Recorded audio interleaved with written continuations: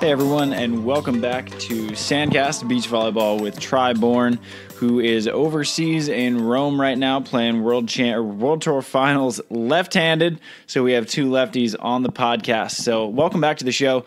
We have a long-awaited guest coming in today. We have Reid Priddy. Just wanted to make this introduction, one, to say a huge congrats to Reid and Trevor. The funniest team, the funniest partnership, I think, to get on the Manhattan Beach Pier, but a huge congrats to them. Such a good first tournament win for them. And this podcast is so good and so loaded with so much information. And everybody who follows me on Instagram knows that I love a good quote of the day. And Reid has so many quotes in here. So we're actually going to set up a Firefly giveaway.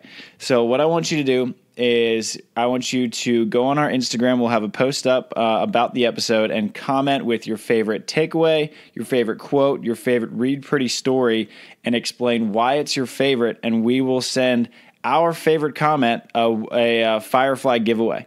All right, so give us a follow at Sandcast_podcast on Instagram to set up a Firefly giveaway and enjoy this episode with Reid Priddy. And also a heads up that technology, despite us being having done this podcast for almost 2 years now, which is crazy, technology is still not our forte. So we ran out of memory towards the end of the episode, so we had to pull the audio from the video version of the podcast at the end. So the audio gets a little choppy at the end, but it's still good. It's still listenable. So apologies for that, and enjoy our episode with Reid Priddy. It's an awesome one.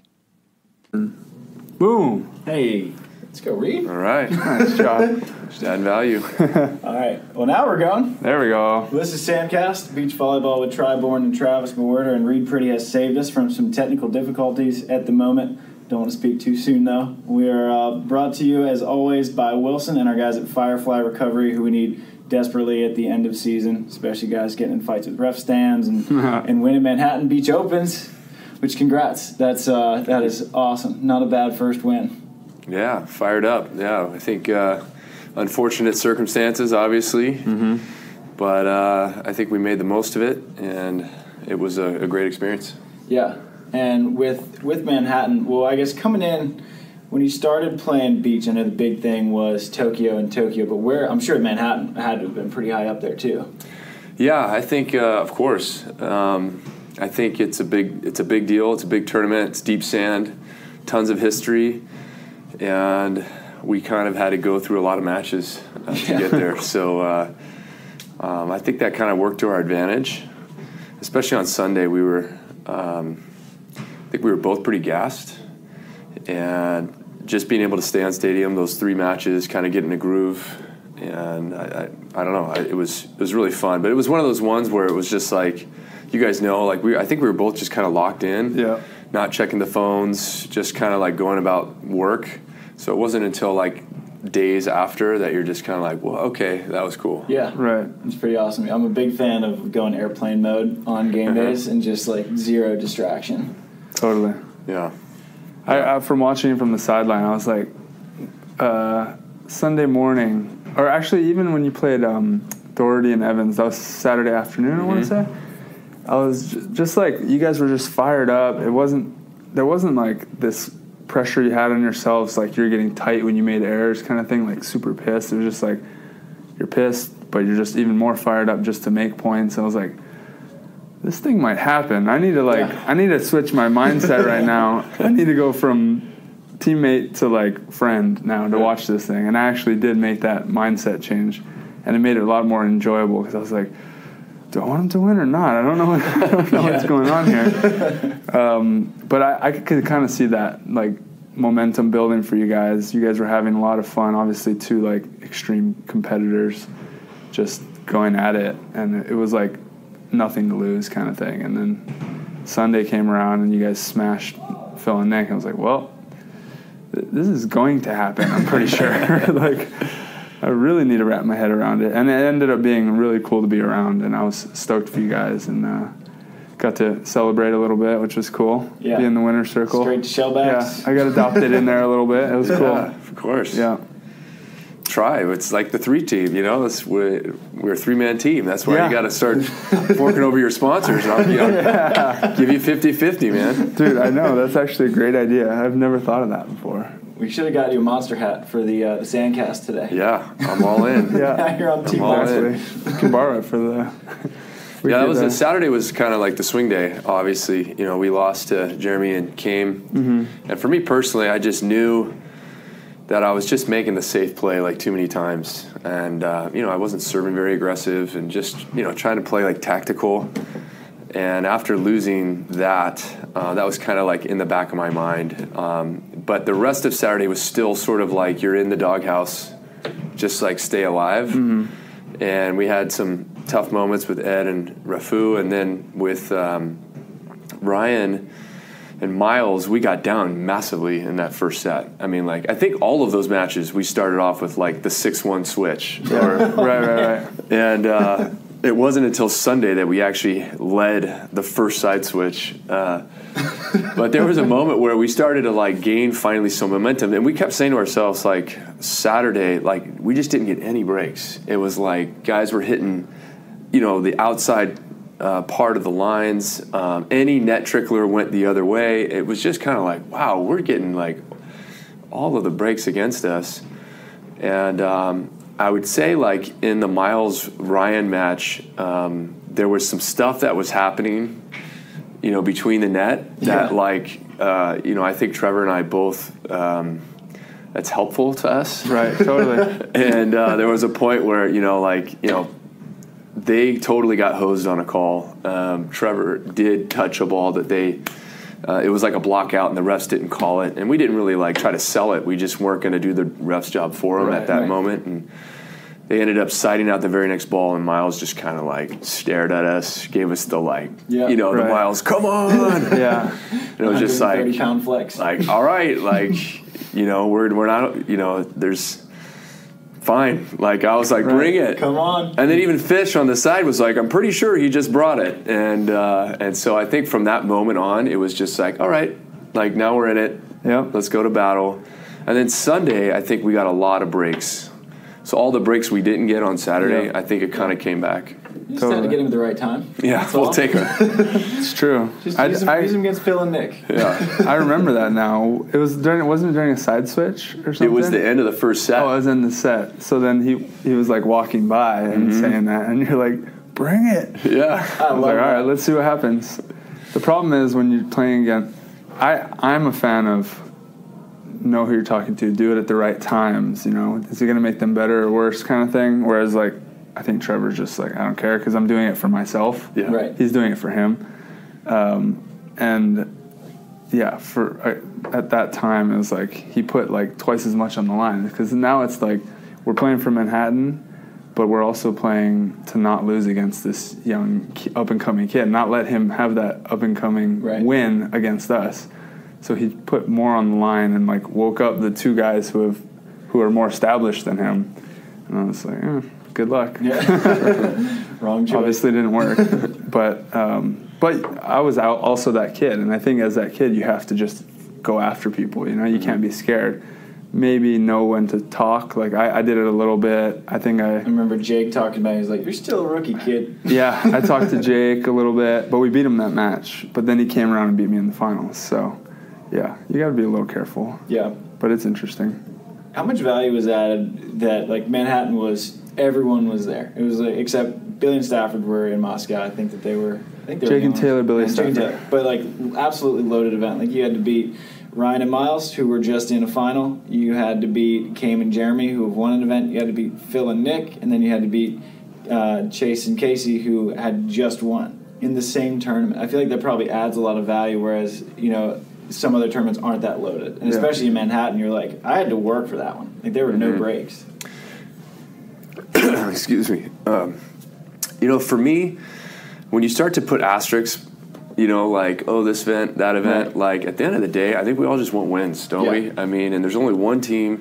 There's two teams that get an opportunity to play for that title. One team gets to walk away with it.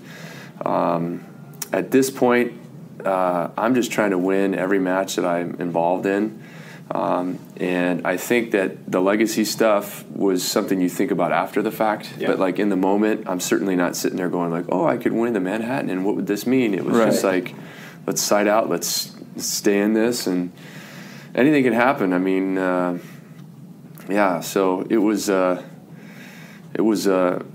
definitely a grind, and physically, it was a grind. And I texted Trevor in the Sunday morning because I was just really sensing that like my body hurts. Mm-hmm. I hadn't gotten served all year for the most part, and now I'm playing on the left and getting a lot of serves, and then we're split blocking.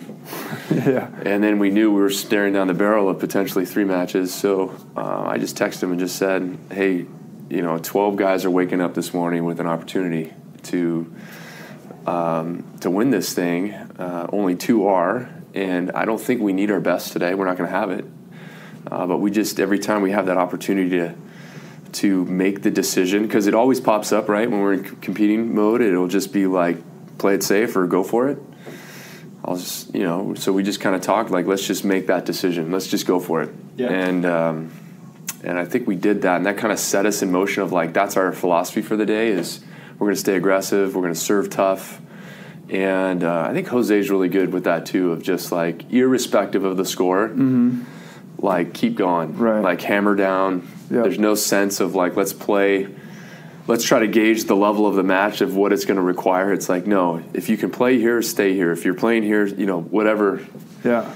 But yeah, I think it's super special that it's Manhattan. I think there's something unique.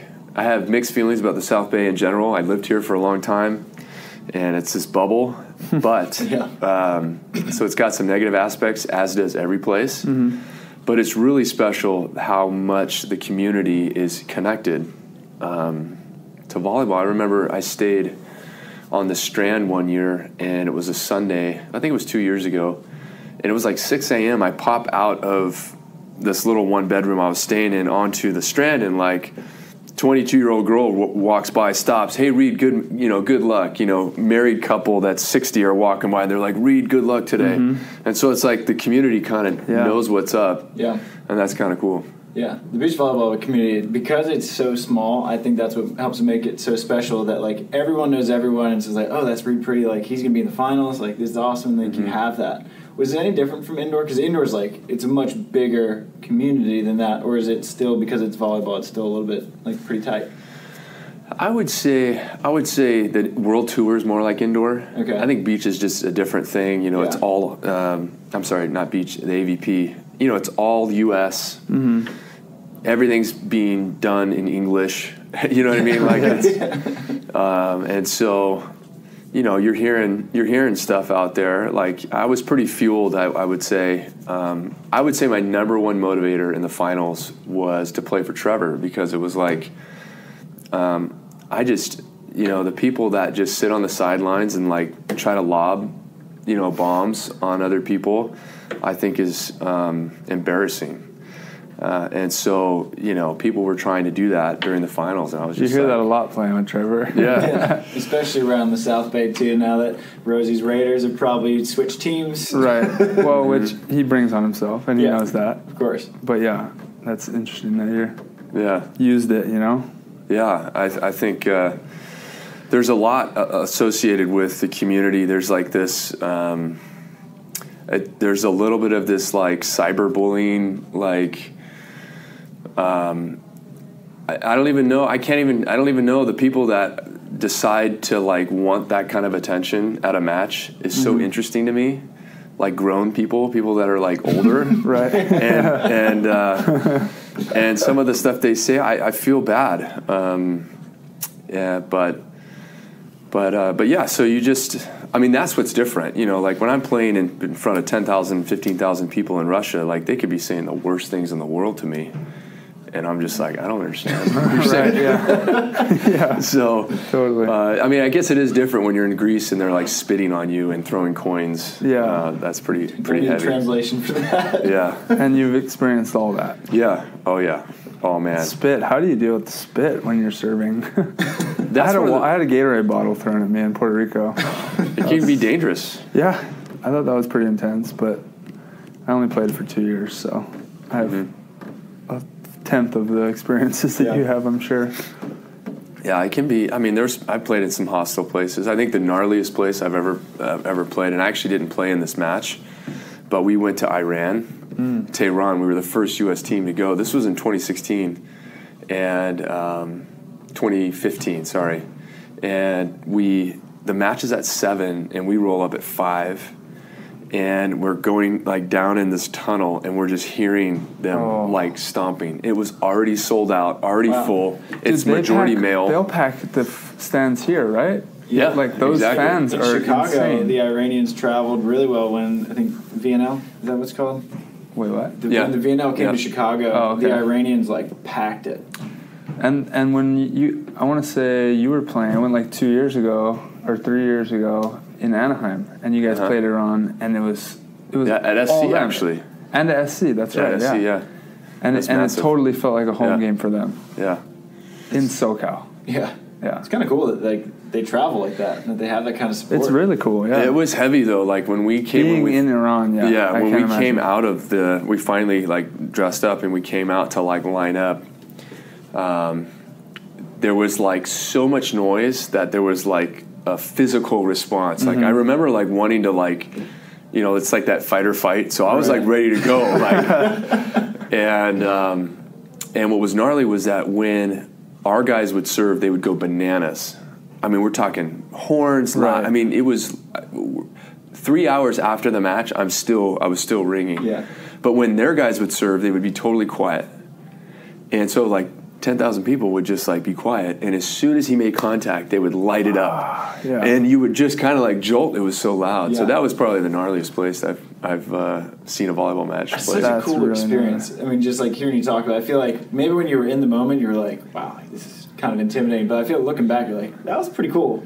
Yeah, that's a cool thing to play in. Especially when you're in another country that's doesn't share the same political values or whatever, because you're already like, they'll tell you like when you're traveling, probably the team alerts you like, oh, this is I don't want to say the threat level in that country at this point. We're gonna have, like, they tell you kind of this security brief, which puts you on your toes already, and then you're like, okay, so I'm gonna walk out in front of 15,000 of these people with an American flag just pasted on my chest.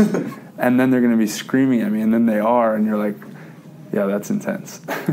Yeah, so when we check in, we kind of like had this compound. We couldn't really leave. We did get to see parts of Tehran, but we get there, and I mean, we've played with some of these guys professionally. Right. And, of course, the players, we all have great relationships for the most part. And I can't tell them, I don't want to get them in trouble, but we had some people from the other team come to our room. I was roommates with Matt Anderson, and he comes with, like, 2 cases of Bud Light or Budweiser,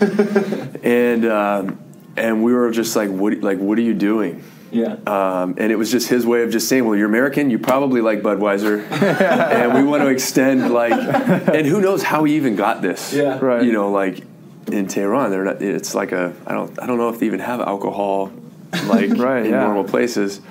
And he's like, what else do you need? And we're like, well, gosh, more than that, we kind of just want some coffee. Yeah. And he brought like a full-on machine. That's awesome. And was just super accommodating. So, yeah, the experiences that have, happened because of this wonderful sport have been amazing. Yeah. Was it hard to give up indoor, or at that point was your body like, hey, man, like, it's time?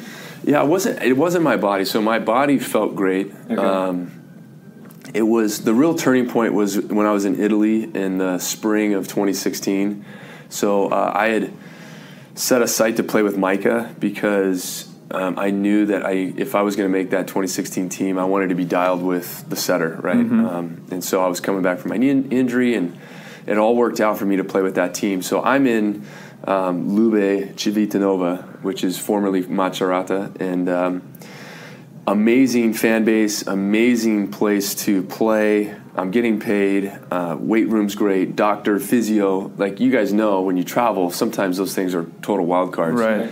So, like, I just remember thinking, like, man, I could do this for another 4 or 5 years, not play the national team, just golf in the summer, and just make it. But my wife was in small town Italy with 2 little kids, no friends, no support. And that was really the turning point for me, where it was just like, I can't keep doing this. My son was going to be in kindergarten the next year, And I think it was just time for my family to be able to say, like, hey, we have a home and we stay there. And that's when I started to think through, like, okay, my body still feels good. Like, let's go try beach. Yeah. And when you first came out, what was the idea at first? Because I know eventually it evolved into Tokyo. Was that like off the bat you were like, you know what, I'm doing beach and I'm going full throttle. I'm going straight into it. Were you like coming out, going to test it out, see how it goes, and then establish goals from there? No, it was right away. Tokyo, like my entire life has been 4-year focuses. Yeah. And so, I really thought through, why am I doing this? Am I just going to see season to season how it goes? Yeah. Is that what I'm interested in? And I think that for me, the highest, like I say, only 2 teams get to play in that match, whatever that match is that you're reaching for. And I've always reached for the Olympics. And so that's what I set my sights on. And, it's one of those things where we're getting down to it, right? And, there's rumors that there might be enough tournaments. Like if I were to switch up with somebody else, like, it would be a total risk to get the 12 events in. But I've seen enough on the international tour to, if I needed to like modulate, if I was mathematically out, when I watched Hamburg from the sidelines, that was always an elusive title for me indoors, was world champs. It was something in 2010 that I like set aside a tremendous amount of time and effort to try to prepare myself to win that event. That was probably in the peak of my career. My son was going to be born. In a similar situation to you, I knew my son was going to be born around that time. Yeah. So I was like starting to put in double time, knowing that I was going to take a few days off. And I found like this totally other gear that I didn't know I had. So then I just kept driving. And unfortunately, my son was born, and I like basically didn't sleep for like 3 days. Yeah. And then foolishly met the team at Golden West for like a red-blue Saturday morning scrimmage, and I tweaked my back, and pretty seriously, to where I was like out for like 3 weeks. Oh. And so all of that work, you guys know, like you put in 6 months of work, in 3 weeks it could just go away. Yeah.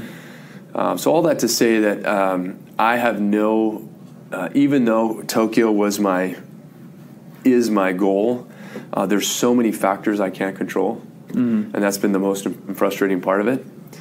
But if that somehow mathematically just sort of is impossible, I'll probably start to put a new project together and try to set another big goal, like 2021 Rome or something like that. Right.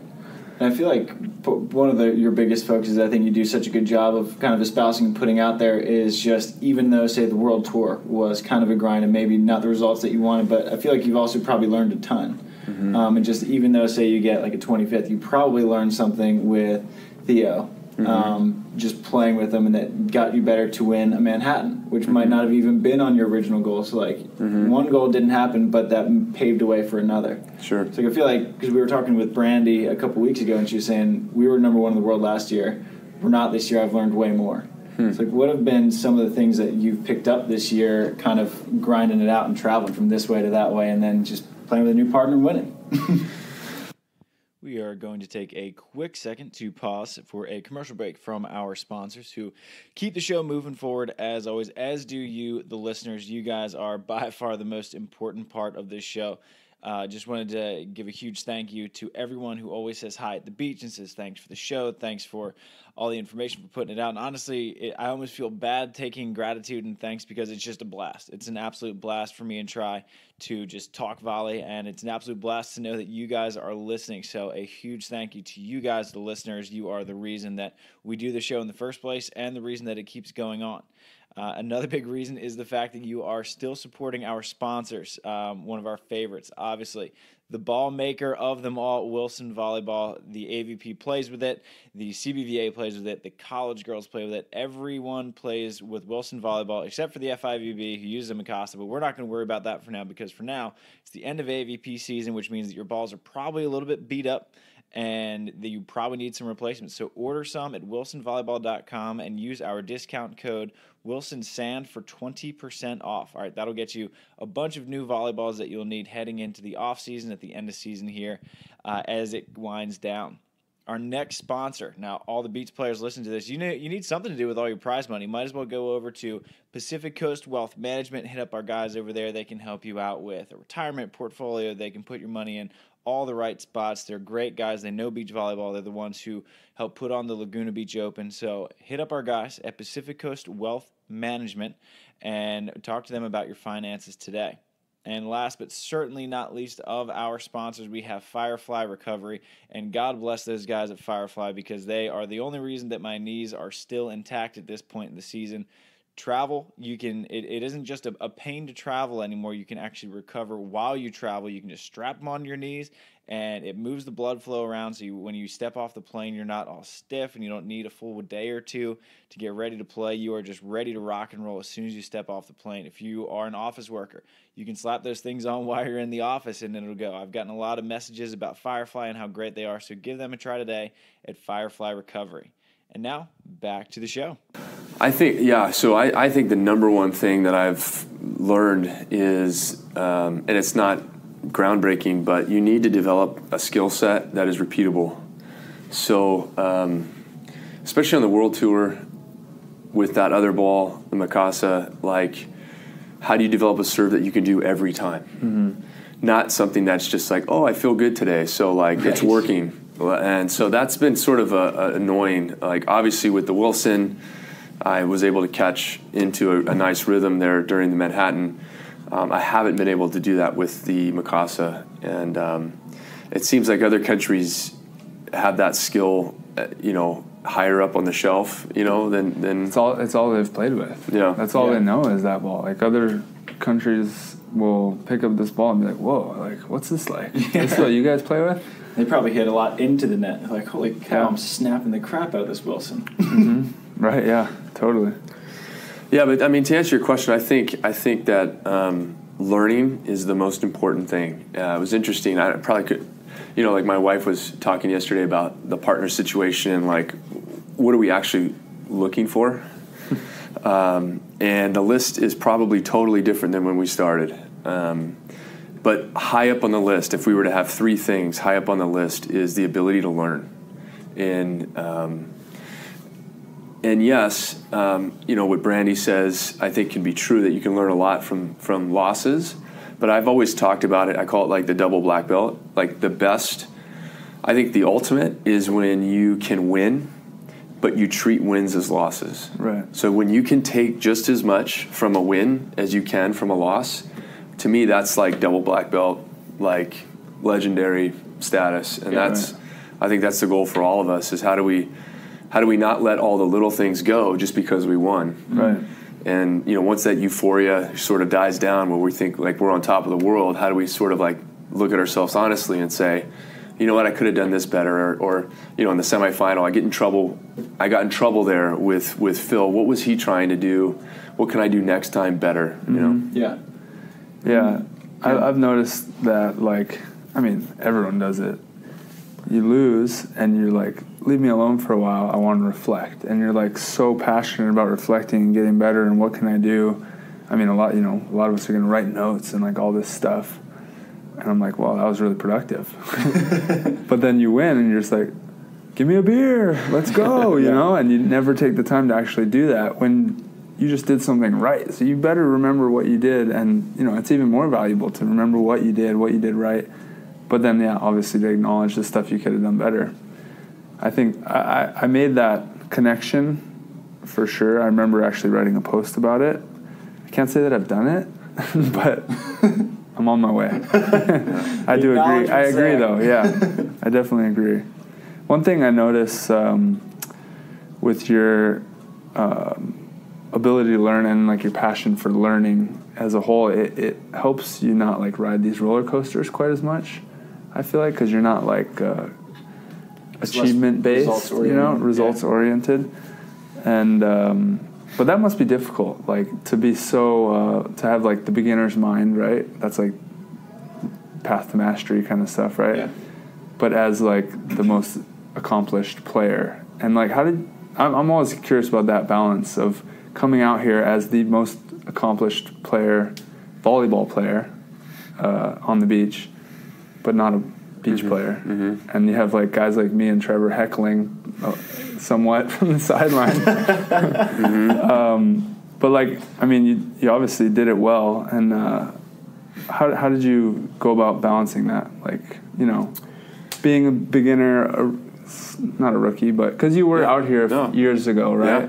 Yeah. But then also being the veteran, like commanding respect as well, you know? And we're just out here kind of just not thinking and running our mouths half the time. But that's how we grew up playing this sport, you know? We're used to those hecklers and like they're just running their mouths just to run their mouths kind of thing. And it just goes in one ear out the other. Yeah. No, I think actually, you know, if we dial it back to 2 years ago when Trevor and I sort of squared off, that was probably a great learning moment for me because first of all, I didn't know where it was coming from. I didn't know Trevor like that. So all of my interactions with him had been very cordial. And so I'm really against somebody being like double faced. Right. And I thought that's what he was doing. I didn't know that like that's just his MO. And so it threw me off. But really after that tournament, the idea of respect, like I was like analyzing like why was I so mad?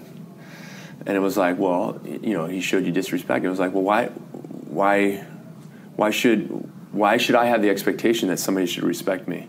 So it was almost really great because I almost like let go of that expectation at all. Right. Even if I subconsciously had it. Like I wouldn't have admitted it. Right. But even if I subconsciously had it, it was probably that moment, that interchange where I sort of like let it all go to where I have no expectation of how people should treat me, how people should act towards me. Like literally, I don't feel 41. Like I don't feel that way in my brain. I don't feel like a gold medalist, you know, like I'm not entering matches being like, oh, I'm a gold medalist, so, you know, this, that, or the other. I'm super aware of my deficiencies. I mean, like, I went through the Start with Why process, Simon Sinek. Yeah. And so I discovered my why, like what drives me.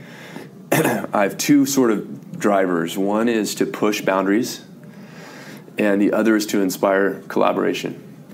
So everything that I pursue typically has to do with something that is seemingly out of my reach, and I'm trying to rally a team to go get there. And so beach has been like right up my alley. And even in indoor, I would say everything leading up to the gold medal was just like, those are the good memories. You know what I mean? Once you like win and have that expectation, that's a hard thing to overcome. So I think it's way easier to be the underdog. Nobody's thinking about me. Right. I'm going to go out there and do my thing. That's where I feel most comfortable. The time I was on Zenit Kazan for 2 years, I mean, we won everything. And it was a weird mentality of like, when we win, it was like, you were supposed to win. Right. Right. And if like we didn't win well, it was like, you know, there was a problem. And if we lost. When do you celebrate? Right? So can I celebrate now? Yeah. No? Okay. Just a whole nother season. Okay. Yeah, that's tough. Yeah. So now I'm like you. Like it just goes in one ear out the other. And I'm just thankful for it all. You know, at the end of the day, we're all going to the same place. So enjoy it. And, you know, I think that I see a tremendous amount of opportunity within beach volleyball, underdeveloped. I do hope that our community stops trying to be so individual. I don't think when you commit to a team, you have to sacrifice who you are. I think it actually helps you become even more of who you are, if that makes sense. Like, so instead of like this protection mode of like, I got to watch my back because nobody's looking out for me. Like, what if it was just like I could relax and just look forward because I knew other people had my back. Right. So totally. Yeah, I think being a part of a team helps you, like, your positive attributes, you would want to showcase them more. And then when everybody's doing that, that's when that, like, kind of rising tide lifts all boats type deal. Right. I know that you mentioned that community is a big part of one of your big drivers there, and I know that, like, how much have you kind of fallen in love with the Huntington Beach community? Because I know that you played a big role in that. Because I feel like when you came in, like Casey and Jake kind of moved up north, and so it was kind of empty. I feel like you've kind of inspired like a pretty good little community there. You and Jordan Cheng, I know, is huge in the community too. Yeah. Yeah, I mean, I've lived downtown for almost 12 years, and we love it down there. Our kids need like more space, but we just love that it reminds us of Europe because we can walk. You know, we've got a corner bakery 2 blocks away that I eat like 7 to 10 meals a week. I can golf, like I'm like 10 blocks away from a golf course, and I'm like 5 blocks away from the pier. I used to surf a lot more before my knees and before there were sharks everywhere. But no, I love the vibe down there, and it was just strange to me coming down to the pier and seeing like 50 individuals all wanting to do the same thing but doing it by themselves. Yeah. And that's when I just started to think that like, gosh, well, I don't know beach volleyball, that's for sure, but I know how to train. So why don't we just all get together on a court? I'll bring the balls, I'll bring all the equipment, and let's get coaches to come run us through drills. And that's when we started doing those workouts, and we were getting like 200 touches each in 90 minutes. Yeah. Where if you were just down there before, it was like, oh, we're going to play king of the court or side out, or we're just going to do 2-on-2 stuff. And I think that's pretty limiting. So we were doing sort of high repetition batch stuff. But at the end of the day, even the people who were most against it because they're used to like their own thing, I think in the end started feeling like, hey, like Reid's on my team. Like he's like, I have access now to ask questions, or like I'm feeling like I can do the same to other people. And, you know, I 100% believe that it's tough with USA, because I even said it at a USA practice. I don't know if you remember this or if you guys were there. But Tyler made a comment about like, hey, I get that we're not teammates and, you know, whatever. And I was like, wait, can't we be teammates? Like, can't we just like all level up together? Right. But that was before I was really touring. Right. And now that I've been touring, I can see that it's impossible. Because I love that perspective. Because the FIVB has pitted us against each other. Exactly. And it totally sucks. And so, like, if let's say I had $1 million right now to do what I wanted to do in the beginning, was just outlay, like, here's this, we're going to build a stable of beach volleyball greatness. And I would not go to other American teams. I would try to get like Mol and Sorum. I would try to get the Dutch guys to come move here. And I would pick other teams from other federations because I'm not necessarily competing against them. Right. That's what I hate is we go overseas and we'll cheer for other countries. We're incentivized. I can't watch you guys play, by the way. Like I can't watch other Americans' teams because I hate how I feel. Right, exactly. I never go and watch. It makes me watch less volleyball. Whereas, and I've talked to plenty of people about this. We've probably brought it up on the podcast, but like, there's got to be a way that we can incentivize the players to win as a team. That would be the coolest. First of all, why does FIVB not have a President's Cup kind of tournament where every country gets, I don't know, not every country has 4 teams, so maybe it's unfair. God, 3 love teams. that. 3 teams. Every country gets 3 teams, and we all of our points accumulate, and we all win together. At least one event. Yeah. Also, is it possible for the federation, so let's say USA Volleyball, to change all of our incentives around? Obviously, we need to collect our prize money. I think that would make sense, but incentivize us to win as a team, and you get team bonuses. And so I lose. It's going to be different when the Olympics comes around. Maybe we can shorten that process. But if I lose, I'm going out to Jake and Taylor's match. Like, hey, we just played them. This is what we can do. You know, help them and go sit there and cheer. We're overseas, like cheering for guys that are winning us money and points or whatever. And the other thing I'm thinking is, USA Volleyball, we're the most historic beach volleyball, us in Brazil, whatever. We have the most experience through our veterans, especially right now. We have how many veterans that are 40 or older, or close to 40 or over? Like, knowledge-wise, we're number 1. You'd think, as a country, that would be our biggest strength that we want to use to use to grow, right? To get medals. Whereas, like, we have John Hyden's mind. bought in. He's a Team USA member. But right now, he's incentivized to keep everything inside. Don't tell anyone. But I'm not going to tell you anything. I'm not going to tell your coach anything. I'm not even going to say anything out loud near you, right? Jake Gibb, Phil Dahlhauser, Nick Lucena, you. Like, dude, if I could be a young guy, which I still feel like I am, and I could get information from all you guys. I've been lucky enough to play with Hayden, so I got a lot from him. But he never taught me anything on D. He's like, get your ass to the net. Why are you playing D? He's like, you're not going to play D. I'm like, but I can, and it's fun. Like, let me do it. Nope. And I didn't really get anything from that besides watching and playing with him. But, like, isn't that, like, a huge value that we have as a country that we're not utilizing? And if our goal is to get all these medals, then let's do that rather than, like, making us stress out and, like, cheer for the other countries because we don't want our countrymen to win and get points. It's like, oh, yes, Mole and Soren won another one. That means no one else won. Right. Like, that's what it's just not that cool. My dream event, I don't know if you've ever watched or seen the college beach format.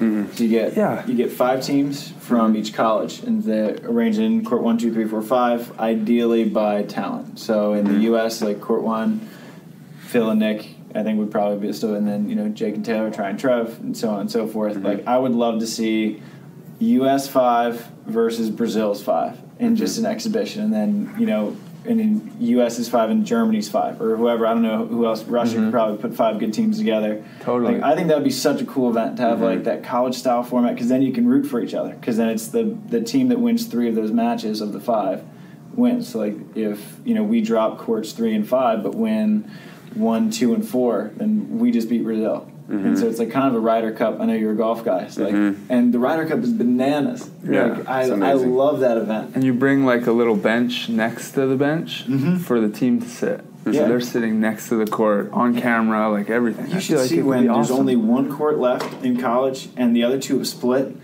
The entire team comes in and watches it, and they like run over when like they're switching sides. The whole team switch sides with them. It's awesome. I would love to see that with you guys. I feel like this shift is probably much stranger for you. Like, you've grown up in beach, like you're used to it, but you were on Team USA, rooting for Team USA for so long, and now you're like, I can't watch Try and Trev play. I got my fair share of standing in the box on the national team. Like the ref will blow it, but, hey, you're outside the box. Oh man! If you're on the bench, you got to stand in the taped square.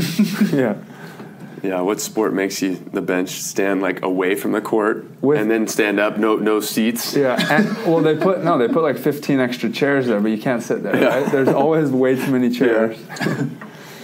Was that? I feel like, does that make it stranger for you because you were just a part of an actual U.S. team for so long and like so much American pride there, and now it's just like when you're part of a U.S. team for beach, it's just 2 of you. Yeah, I mean that's definitely a huge difference, and we trained as a team all off season, but I hadn't been on the world tour yet. I think I played 8 or 9 events this year. So last year, so this was like the first year that I was actually exposed to what those dynamics feel like. Yeah. And now I see that, like, okay, we could do it in off season, but like, maybe it could work to where there's like 2 teams that kind of, 2 brother teams that kind of get together and sort of like aggregate resources. And because, I mean, we could go so much further if we're together, right? I mean, like, I always had the perspective on the national team was, the better Sean Rooney got, the better, Taylor Sanders, the better these guys got, I always knew that there was only one way for me to go. Right. Like, I could only get better. And if I didn't, then my time is done. Right. But there's this constant thing, and it would be great to see the FIVB and Beach sort of figure that piece out to where we could sort of aggregate throughout the whole year. Like, I kind of like almost like the FedEx Cup. Like, I think it would be really cool to be building something throughout the season. Yeah. Also have like an every 2-year event where it's just like totally, kind of volleyball specific. But I think it would be really cool to. And then what would it look like if all the teams were in one room, sort of like trying to figure out the schedule to where it wasn't this big mystery. Totally. And guys weren't getting blocked out of this event, and then you left enough room for your 22-year-olds that are up and coming, that you're just like, hey, we want to get. Or what would it look like if you had like 6 of the best players commit to like 2 events with young guys just to help them start to aggregate points. But there's a lot of dreaming in these conversations that a lot of stuff has to move. Yeah. Had a lot of ideas on Sandcast. Yeah. Go one at a time. AVP's over there, USA's in Colorado, FIVB's over in their mansion in Switzerland. Yeah. But, this is getting out there. Yeah. Yeah, there you go. We're shooting radio waves out somewhere. Where did this, because, you are definitely, like, a high achiever and, like, still looking for more. And that's definitely not, like, a bad thing. But where's that stem from? Is that, were your parents like that? Were you raised, have you always been like, I'm going to compete and I'm going to do this, and then after I do that, I'm going to get that? That's a great question. My parents will tell stories that, like, I don't remember. So when I was growing up, I remember being undersized. I didn't have a ton of confidence, in the sense of I didn't think I couldn't win, but like I wasn't like the star athlete that was on all the best teams. I mean, like I was on all the Sandlot teams. You know what I mean? Just like growing up, I played a ton of soccer for like 11 years, and just kind of fell in love with volleyball. My parents had no idea about anything about volleyball, but they were just like, all right, we'll just come and watch. Like we have nothing to offer. But I think just like character-wise, the only fights I got in when I was a kid was like against bullies. Like I just have a problem with that kind of stuff. So that was a constant thread. And so this sort of like underdog, I don't like the big guy that's picking on the little guy, just kind of like melded. Yeah. And when I got to LMU, it was like a team full of underdogs. And actually, I saw them all the other day celebrating Lindsey Breeden's birthday, another Hawaii guy. But and so we were like literally 7 outside hitters in the starting lineup, all playing different positions. And there wasn't, none of us were highly touted, whatever. But we like kind of brought that program up, and we ended up knocking out Long Beach on my senior year. They were the number 1 seed in the first round. We finished 6th in the nation. That was our highest, and then they dropped that program. But I think all of that sort of kind of like developed like who I was. And nobody ever really looked at me and was just like, oh, that guy's going to be great. And so I never really viewed myself as, I was never like the blue chip guy. Yeah. And now I like purposely channel that because I discovered like a lot of us, we can have these mental lapses of confidence of like, oh man, can I do this? But once I started to learn how to channel the competitiveness, like how I felt about myself was no longer relevant because it's just like a job's got to be done or I got to put this ball away. And that's just kind of how I sort of overcame, that kind of stuff. Yeah, and I feel like coming out to the beach, because I feel like at some point in indoor, it would have been sort of hard for you to keep that underdog mindset because of how good you and the USA team had gotten. I feel like coming to the beach, you were like, oh, I'm home now. Now I'm definitely the underdog. Yeah. I'm playing against all these guys who've been playing beach forever. For sure. You're like, this is my comfort zone. Yeah. Yeah, it was. I mean, that first year was interesting. I played with a lot of different guys, and playing with Ricardo was awesome. I probably learned some really important lessons playing with him. San Francisco was really critical. That first, we almost lost. We almost went 0-2, and then he was just telling me like stop rushing. Like when you serve an ace, can you just take a breath? Like they want you to serve right away. They don't want to sit there and think about it. Just like take a breath. And so you know how he plays. Yeah. He's just so. He's like, look at me. I just walk everywhere. Yeah. He's not knowing. And so I remember writing in my journal. I was at some coffee shop that morning. I was like, you know what? I'm going to find another second today, and I'm just going to play a second slower. And like it was like a totally different player. And all of a sudden, things started to develop. And then switching back to the right this year sort of opened up my vision again, because instead of just having all these like pre-programmed patterns of what I do on the left because I've always done this, now it was like a totally new palette, and it was like a new opportunity. Right. That really helped me out. You got to bring only your beach mind to that, whereas your indoor mind was kind of like always going to creep in on because you've had tens of thousands of, hundreds of thousands of swings over there. Yeah, that's interesting. What was he going to say? Damn it, I do this all the time. At what point did you, I'll give you a second try. Perfect. Think on it. Dude, you're on it. You're on it for me. At what point did you begin to, not that you ever would have not expected to win, but at what point did the expectation become, you know what, I can win this? Because San Francisco, you make that Sunday. After you said that you could have gone 0-2, you found your second, had a really good tournament.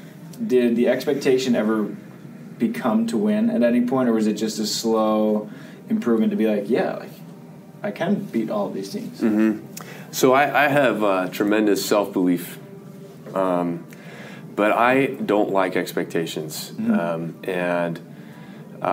In my best years in indoor, my mental routine was just do whatever I wanted to do. You know, like when we're on the bus, when we're playing cards, we're betting, we're doing all this stuff. But there was always a moment in the locker room where it was just like, okay, like now it's go time. And one of the things that I really appreciate with my generation, and then our coach, all the coaches that we've had, Marv, Carl, Hugh. When I was first on the national team, so I was an alternate in 2000. And so I saw that generation. It was the Hayden generation. Mm-hmm. And it was as if they hated what they did. The vibe was totally negative. They hated being in Colorado Springs. They didn't like USA Volleyball.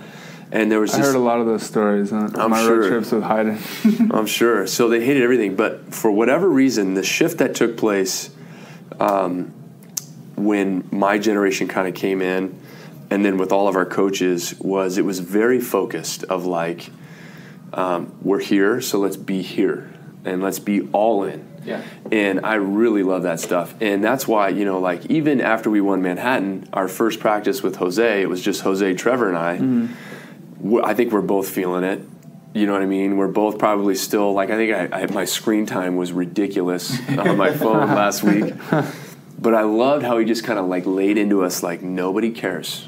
Yeah, what that's just what happened. I love about Jose. Yeah. And the first thing he'll do, well, the reason he's so credible is because of his resume, and you bring up his resume and he doesn't really want to talk. He's like, whatever. Yeah. Like, I don't care. Like, doesn't matter. I'm like, dude, you're like one of the greatest players of all time. Like, you bring it up, he's like, whatever. Yeah. Doesn't matter. I don't care. Yeah. Like, and on our podcast, he said, you got to kill the player.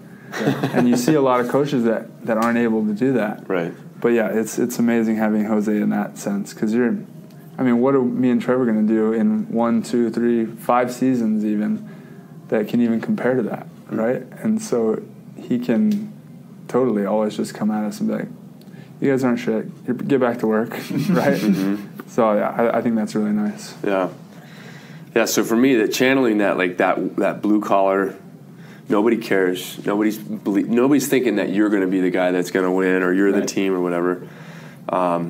So I think those two things of like humility and hard work, along with like no expectations. So my routine was I'd get to the locker room, and it was probably usually between like locker room and warm-up court where I would just sort of like start to prepare my mind, and all I would think about is like I'm blocking out the next 3 hours, and it's just work. Yeah. And I'm going to work my tail off. Mm-hmm. And those were our best years. And when you're in that mindset, and I think Trevor and I got there this last tournament, you can't tell the score by looking at our body language because it's just work. We're just next play. Right.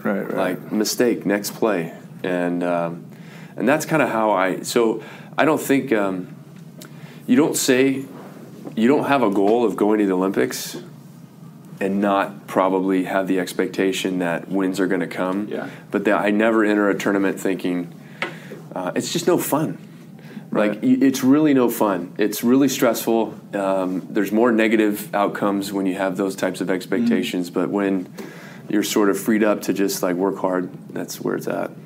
I think that's the best mindset to come in with, because I think whenever you go in, like for Manhattan, for example, like Rafi was like, all right, like, I expect to get a 7th. Like, that's going to put us in a good spot. I was like, I just expect to try really hard. Like, that's all I can do. Yeah. I can't really do anything more than that. Mm-hmm. And I think I've never really been like results oriented. I've always, because like he was like really bummed after Manhattan because like we went 0-2. It's like, Raph, like we just played like way better than we did when we won the tournament to get into Manhattan in the first place. Like we're so much better. And he was like, yeah, but like we lost. Like it's okay. Everything happens. I think it's so much better. You're just freer as a player when you can play like that. And when you don't meet the expectations of the results, like that's okay because you got better and the results, like they will happen. Yeah. How are we doing on time, everyone? We got it's almost 2:35. That was our few more minutes. Okay. Right. I think to that point, so that's why when I think about volleyball and anything, I like to channel like martial arts. Yeah. Because martial arts aren't like the sensei guy who's a black belt. Like he did not get there thinking like I'm 21-0. Like maybe that's a boxing thing where it's just like it's all about record. Martial artists, you know, like it's about proficiency. It's about competence. And so the way I like to look at it is I want to, like, here's my end goal. This is what I think is possible for me as a player or us as a team.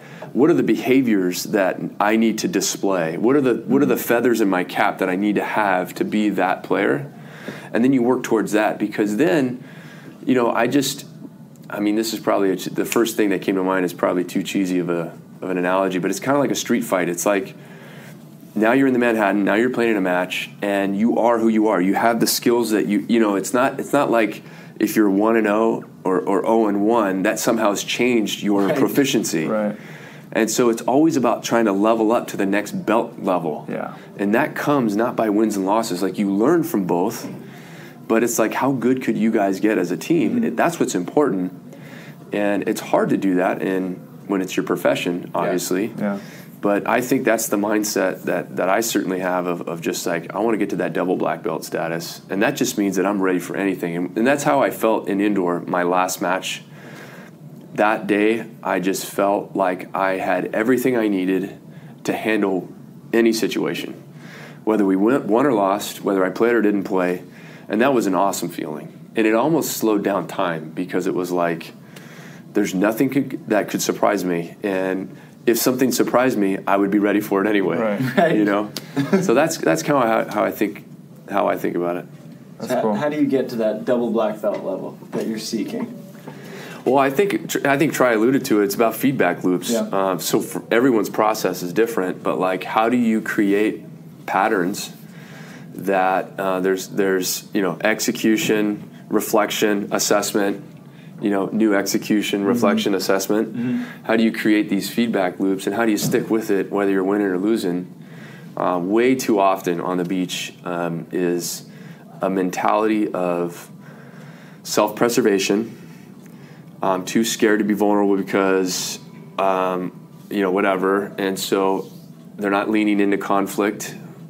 And that's hard, right? Because it's a partnership, but you got to lean into conflict. And also pointing the finger of just like, I would totally succeed if. Right. Instead of just like grinding it out with who you got, and as soon as the set leaves the setter's hands, it's your responsibility. And that's what I really appreciated about playing with Trevor is, for whatever reason, there was never a moment. We both made tons of errors, but probably because of the honeymoon phase. But I mean, that's just how I am in general. I don't know if that's how Trevor is normally, but like, there's just no time to sweat it. Yeah.